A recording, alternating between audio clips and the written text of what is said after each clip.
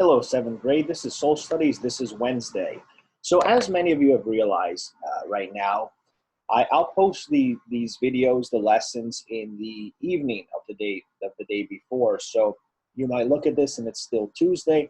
I post it this way in case anybody wants to get ahead, or you maybe wake up early, you want to do it first thing. That way it's there and you could take a look at it as much as you like to. What I ask everybody to do first, though, is please watch the video. I cannot tell you how many comments that I just answered back the other past couple days is, did you watch the video? Because you're asking questions such as, where do we have to write it? What do we have to write it in? Where do you write this? And how many? It's all answered here. So if you're trying to watch the video quickly, I'm sorry. If you watch the video once the right way, you should be okay. If you truthfully have questions on material, though, save my time so I can answer those questions, because there are people who are struggling, and there are people who are just saying, oh, I wrote 13 or I wrote 14 sentences. Do I need to write 15? I say it here, so please just go ahead and let me help those who really need help. So what I like to do is continue on to the notes. So by 8 p.m. on Wednesday, here's what you need. Number one, we're going to wrap up the Jefferson notes. You can continue them on the note sheet from before, a new note sheet, which I have attached here, or they can be typed, or they can be on a, in your notebook, separate piece of paper. If you do type it, how about you print them and just put them all together, staple them together. That way you have this as a log. So I'm glad many of you are continuing to persevere, have your work on time. There's some individuals that don't. And it's tying up my time to have to contact home when I'm trying to help individuals who are struggling and record a quality lesson. So I ask you to please get in on time. What I'd like to do right now is continue the notes. So number one, by 8 o'clock, please post the notes. Two, we had that little brief quiz on Tuesday. I hope you got it in. If you didn't get it in, please do that before continuing this video, okay? I'm going to go ahead and grade that. Please do these truthfully, because this can impact your grade. This can help you, get ahead or fall behind. So please make the choice. What I'd like you to do is, there's going to be a few questions as well. So there's going to be some questions to wrap up based on this and based on the videos. So by Wednesday at 8, number one, okay, you need to have the notes below on the post. 2, there's some questions, grade as a quiz, watch the videos to help you. Okay, so let's continue the notes and take a moment.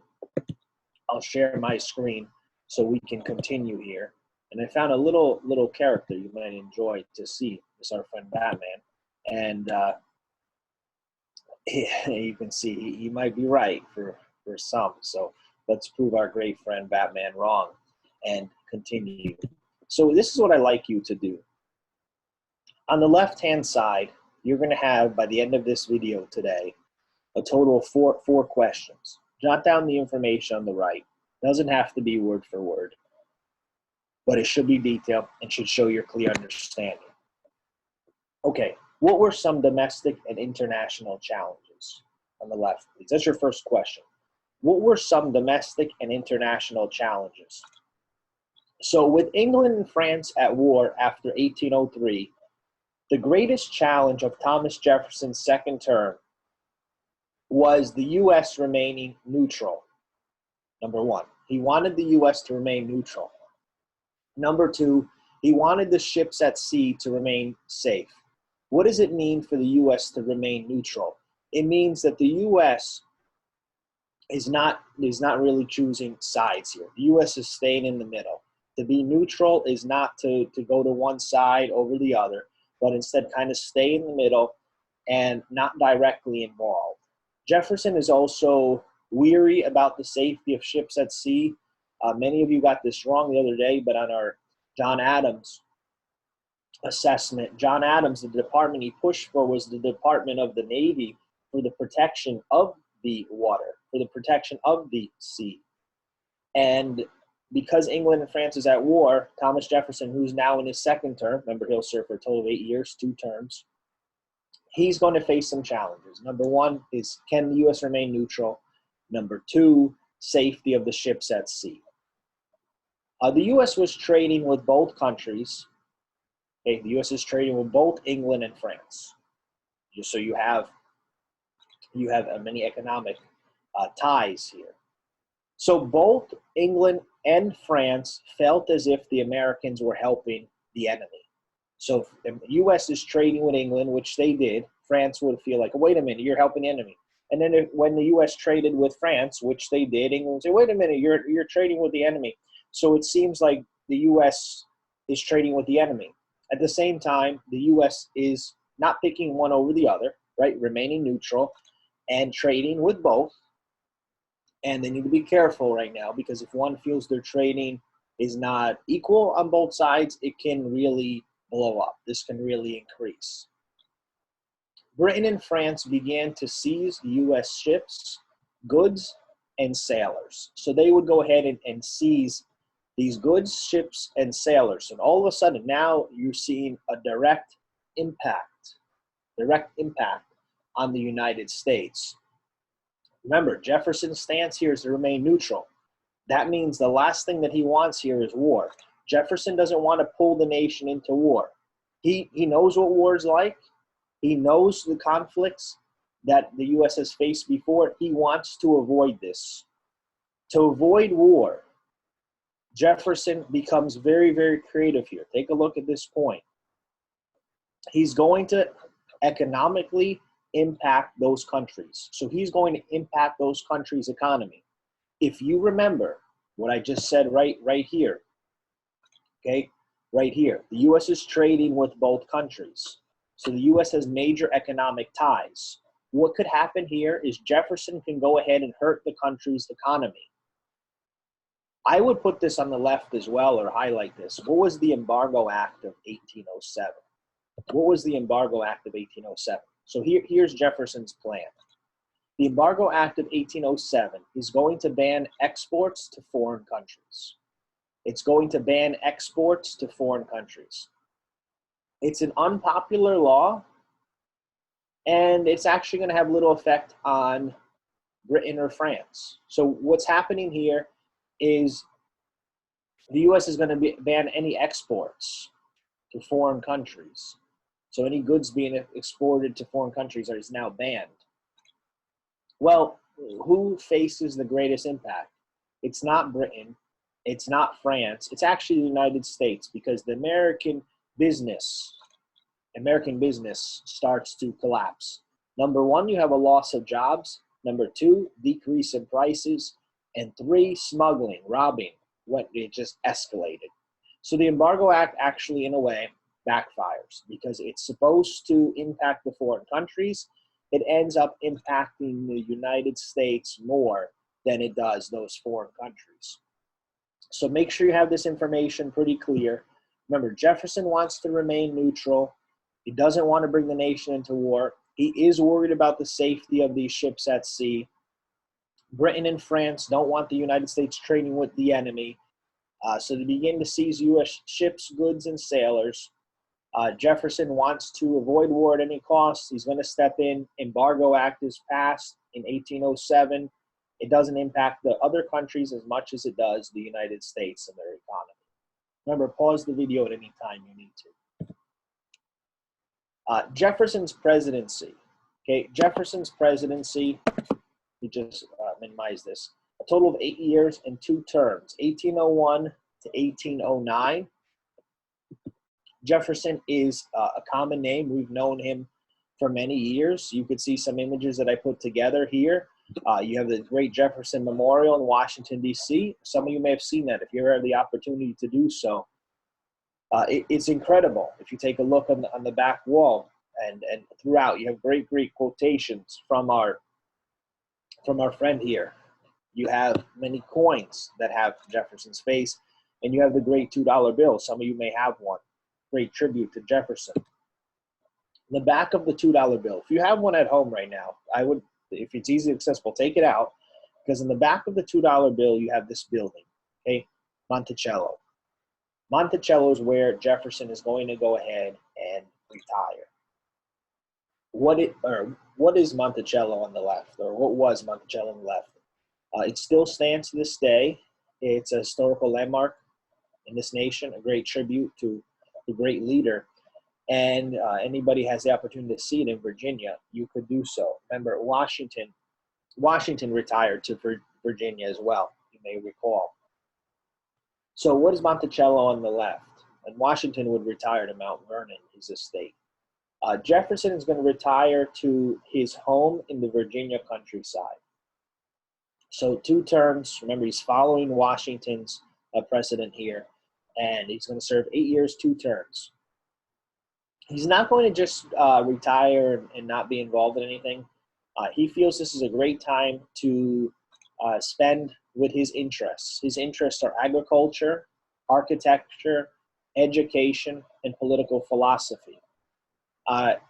His collection of books was sold to the government to form the nucleus of the Library of Congress. You may have heard of the Library of Congress in D.C. Jefferson had a great collection of books, an avid reader, big on reading, big on education. He's going to go ahead and sell this here to the government, and the Library of Congress, which continues to this day, is jump-started because of Jefferson. You could see a quote on the bottom. You know, his estate is there on the left. You can see the farming. Right, Jefferson, as we know, many leaders during that time did have slaves on their plantation as well. In 1787, Jefferson wrote to his friend George Gilmore, "All my wishes end where I hope my days will end at Monticello." Jefferson wants to just remain here for the rest of his life. You know, remain involved in some capacities. As you can see, he's not just sitting home doing nothing. He wants to continue making a great impact on this great nation that he loves very dearly. But he hopes that his final days will end here. He's at peace here. He's happy here. He's comfortable here. And he just absolutely loves this place. The University of Virginia. Some of you may have heard of this before. What is the University of Virginia on the left, please? It's founded by Jefferson, who valued, number one, learning and knowledge. Jefferson loved new learning. He always felt you could never learn enough. He loved the knowledge, you know, bestowing knowledge of history and knowledge of government and just knowledge in general, to keep reading. He's somebody who always kept reading. Buildings and curriculum at the University of Virginia were overseen by Jefferson himself, okay? Jefferson himself, if you did not know, founded the University of Virginia. He's going to look very closely at the curriculum. He's going to look very closely at the buildings. I mean, take a look at this building right here for the University of Virginia on the right. What does that look like? Think for a moment. What does that look like? If you feel it looks like his home, Monticello, you are correct.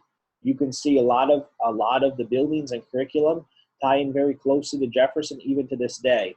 It opens in March of 1825 and has an enrollment of 123 students. So 123 is not an incredible amount, as you know, especially for a college. But it opens up and continues and continues and continues to this day, in great thanks to Jefferson and his love for knowledge. Here's the epitaph that Jefferson has. What does that mean, epitaph? That's his grave, his tomb. If you could tell, take a look at his tomb, what it says here. It's written on the tomb, but it's also written here. Here was buried Thomas Jefferson, author of the Declaration of American Independence, of the Statute of Virginia for religious freedom, and father of the University of Virginia.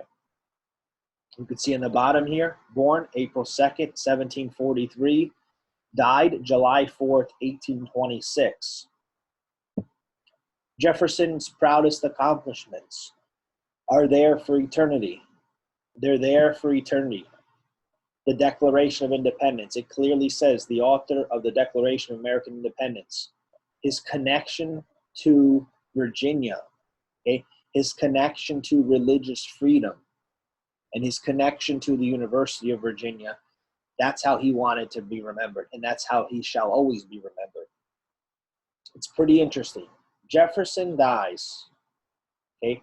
Jefferson dies July 4th, 1826. Before this time, Jefferson does say what he wants written on his epitaph. There it is.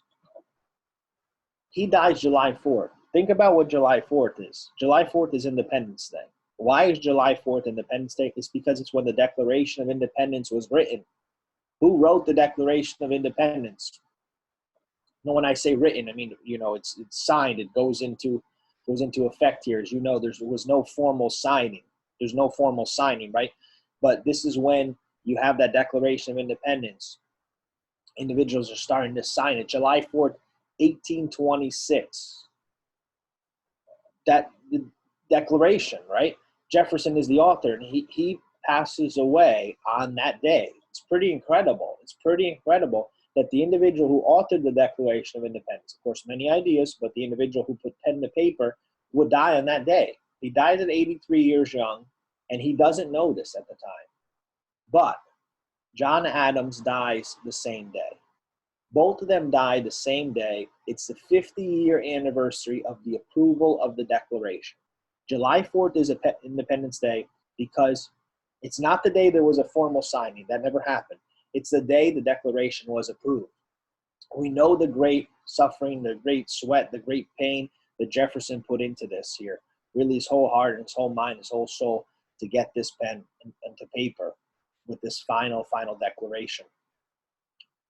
Final version. 50-year anniversary of the approval, Jefferson dies. The same day, you know the tension between Adams. You know the tension between Adams and Jefferson, right? There's a great amount of tension.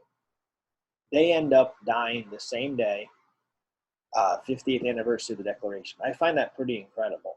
It's pretty incredible, a lasting legacy to say the least. Two of the greatest founding fathers, and the connection the two of them had, both positive and incredibly negative, would die the same day on the 50th anniversary. So what I like to tell you right now is what I have you do for next time. You should have 1, 2, 3, 4 questions on the left in your notes. The notes are now concluded. To sum up this unit, I have a part 2 quiz. It's attached here. When I say here, it's below. It needs to be typed, okay? By 8 p.m. Wednesday, right, tonight, Wednesday at 8 p.m., please have these notes, and please have the quiz completed. The quiz is going to have a couple questions, okay? It's going to have a couple questions, and it's going to have a few videos. You're going to have one on Jefferson's home. You're going to have another on the way he left this world, and you're going to have other questions. Please work carefully on these assessments. So by 8 p.m. tonight, watch this video, complete the notes, and complete the assessment. Guys, please don't ask silly questions. Save for next time. If you have some questions, let me know. Okay. This is our friend. He's a clown. He's very silly. He always asks the same questions. Where do I type? Where do I write? What do I do? But we have to remind him, if you watch the video, you have all the answers. So now the clown can go watch the video, and so can you. Have a good day. Let me know if you have any questions. Take care. Keep working hard, and stay safe. Bye.